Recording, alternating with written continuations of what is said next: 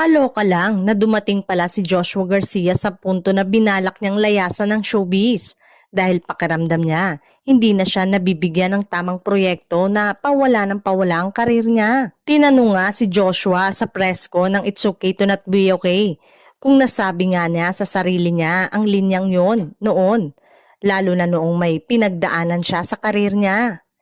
Biggest challenge sa karir ko before actually meron akong bilang isang artista. Kailangan mong pumili ng larangan kung saan mo gustong mag-excel o gusto mong makilala ka.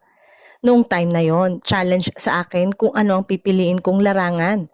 Acting ba o gusto ko na lang sumayaw na lang o gusto kong kumanta.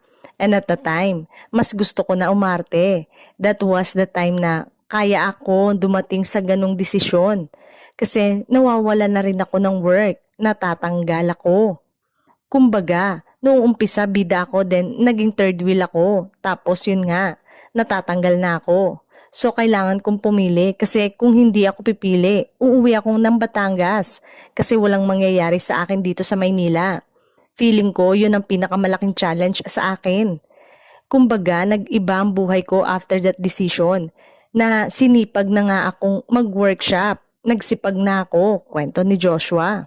Hindi naman nagkamali si Joshua sa pinili niya dahil heto nga, bidang-bida na siya at isa sa mga tinatawag na box office hero na rin. Sa ngayon nga, kitang-kita naman ang kaastigan ng karir ni Joshua na heto nga, si Ann Curtis lang naman ang kapareha niya. Ang inaasam ng maraming aktor na makasama nila sa proyekto, heto at malayang nayayakap, nakaka-eksena ni Joshua sa harap ng kamera.